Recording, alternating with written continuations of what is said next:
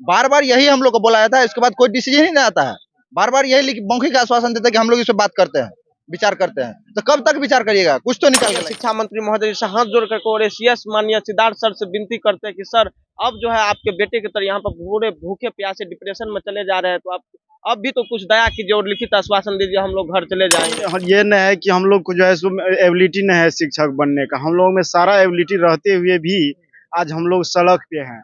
इतना दिनों से यहाँ भूख प्यास को त्याग करके, घर द्वार छोड़ करके, यहाँ सारा काम धंधा छोड़ करके यहाँ बैठे हुए हैं। किसी के पास में रुपया नहीं है, एक टाइम हम लोग खाते हैं, वही खा करके 24 घंटा रहते हैं सर जी। रात में भी खाना नहीं खाता जी रात में नहीं, क्योंकि हम लोग के पास रुपया ही नहीं है यहाँ पे। हम लोग चूंकि नेता यहाँ पर कोई विपक्षी पार्टी को यहाँ पर नहीं बुलाते। नमस्कार, आप सच टॉक देख रहे हो और मैं आपके साथ विष्णु पांडे। तो फिर से हम पटना गर्दनी बाग में खड़े हैं, जहां पे बीपीएससी 3.0 का बच्चे आंदोलन कर रहे हैं। सप्लीमेंट रिजल्ट जारी कर दिया।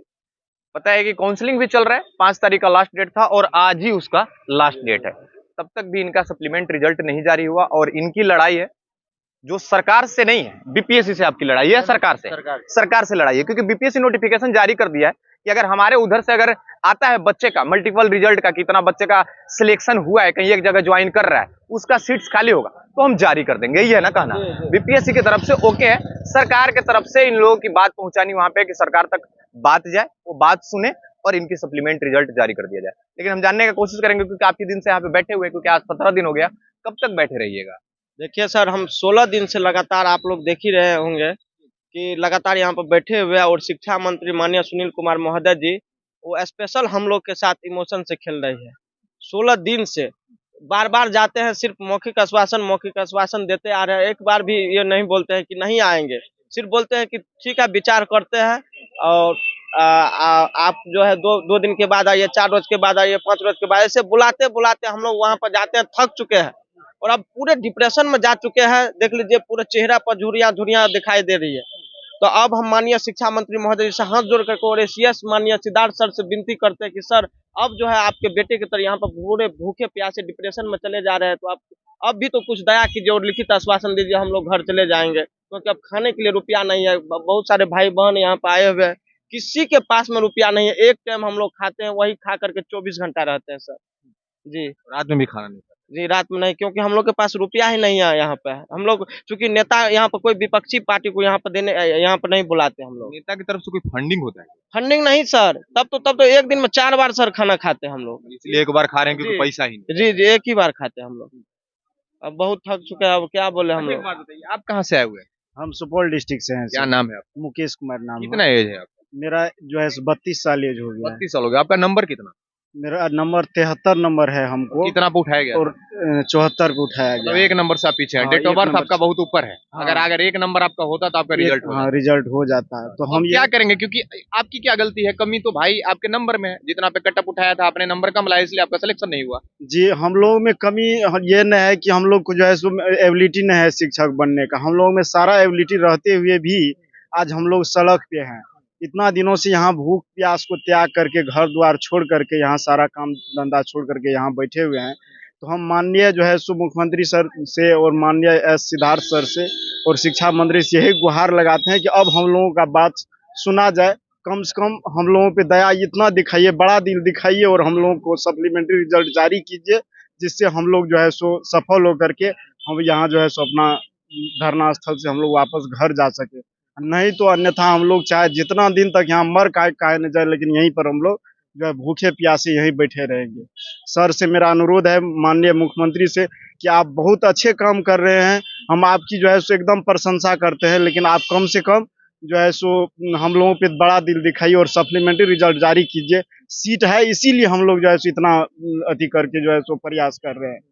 यही हम माननीय मुख्यमंत्री से करना चाहिए। चलिए और लोग हैं, जानने की कोशिश करेंगे, क्योंकि काफी सारे लोग हैं। आप इधर आइए थोड़ा सा। आपका मतलब नाम क्या है? मेरा नाम राकेश रोशन है। कितना एज हो रहा है आपका? 38 वर्ष है। कितना नंबर आया था? 74 नंबर कितना आया। नंबर पे उठाया गया था? 75 पे। मतलब 74 नंबर, एक नंबर से पीछे। हाँ। आपका डेट ऑफ बर्थ तो मेंशन था, क्या हो जाता रिजल्ट? हो जाता है। तो फिर क्यों बैठे हुए हैं? क्योंकि आपकी क्वालिफिकेशन नंबर जितना कटअप पे उठाया उतना तो है ही नहीं, तो फिर आप क्यों लड़ाई लड़ रहे हैं? सप्लीमेंट्री रिजल्ट के लिए। सप्लीमेंट रिजल्ट तब जारी करता है जब जिस बच्चे का नंबर उतना रखा है, क्योंकि कई सारे यहाँ पे बच्चे बैठे हुए हैं, जितना नंबर पे कटअप उठाया उतना नंबर आ चुका है। ऐसा बात नहीं है, हम लोग का मांग है कि देखिए सिर्फ ऐसा नहीं है कि जिसका डेट ऑफ बर्थ छूटा हुआ है। एक नंबर कम इसलिए मांग रहे हैं कि इसका सीट खाली है, फिर भी एक नंबर कम होते हुए इसका सिलेक्शन नहीं हुआ है। इसका मतलब विकलांग है। विकलांग में 20 सीट था, उसमें 5 गो सीट जनरल में बहाल कर दिया, 15 सीट पे छोड़ दिया गया। छोड़ दिया गया 15 अच्छा, सीट। कितना परसेंट लग रहा है कि सप्लीमेंट रिजल्ट जारी होगा? अब कितना परसेंट? क्योंकि 17 दिन से आप बैठे हुए हैं। उम्मीद पे तो पूरा दुनिया टिकी हुई है। उम्मीद तो हम लोग पूरा है। उम्मीद काहे न रखे, आप ही बोलिए, उम्मीद काहे न रखे? मेरा सीट खाली है, उम्मीद काहे न रखे? आज भी हम लोग गए शिक्षा मंत्री के पास, अब उनको ये भी तक नहीं पता। हम बोले कि सर हम लोग आए हैं शिक्षक भर्ती वाले हैं, बोले आप लोग का एग्जाम कौन लिया? आप बताइए। उनको ये पूछने पर मतलब हो गया कि आपका एग्जाम कौन लिया है?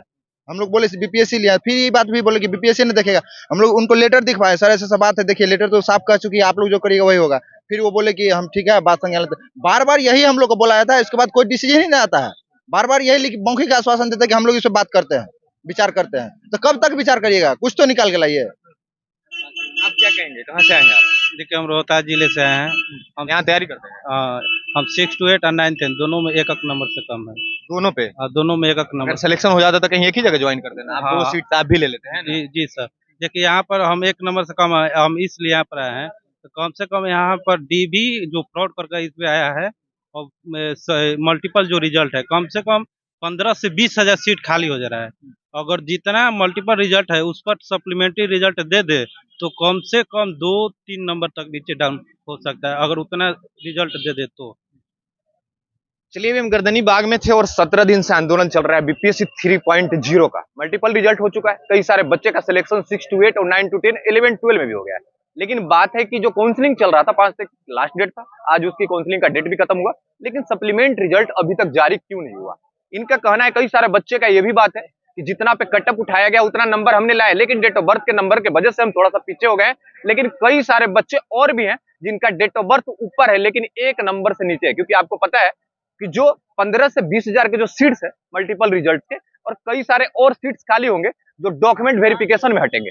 डॉक्यूमेंट वेरिफिकेशन भी काफी सारे फर्जी लोग हैं, उसमें भी हटेंगे तो सीट्स बढ़ेंगे। तो मल्टीपल जो रिजल्ट है, भाई साहब आपकी तक बात जा रही है तो सुनिए कि जो सीट्स खाली रहेंगे, हमारे बच्चे को सिलेक्शन उतने नंबर तक ला के बैठे हुए हैं, इनकी रिजल्ट हो जाए और ये भी टीचर बन जाए, क्योंकि ये भी कुछ अच्छा कर सकते हैं। छोटे से परिवार से आते हैं, कई सारे बच्चे का फैमिली है जो 400-500 डेली का हिसाब से कमाता होगा, तब भी वो बच्चा को सोचता है कि हम अच्छे जगह पे पढ़ाई करवाएं कि हमारा कुछ अच्छा हो जाए, परिवार चला सके, स्कूल देख सके, हमारे बच्चे का भविष्य सुधर सके। लेकिन 1 नंबर 2 नंबर से पीछे हट जाता है। कोई सिस्टम ऐसा बैठाया जाए कि जो 3-3 जगह रजिस्ट्रेशन हो रहा है जिस बच्चे का, वो कहीं ना कहीं एक जगह करे, जिसकी जहां पे काबिल है, 9 to 10 में काबिल है, 6 to 8 में काबिल है, वहां पे ही एक रजिस्ट्रेशन करके 2 सीट्स जो खा रहे हैं वो बचे। यही बात है ना भाई साहब आप लोगों का। चलिए, हम यहाँ से आपको लाइव अपडेट देते रहेंगे। और आज 17 दिन हो गया आंदोलन का, जितनी जल्दी आप तक बात पहुंच जाए तो बढ़िया होगा। अगर नहीं बात पहुंचेगा तो हम पहुंचाने का कोशिश भी करेंगे, जब तक इन लोग यहाँ पे बैठे रहेंगे। तब तक हमारे साथ बने रहे।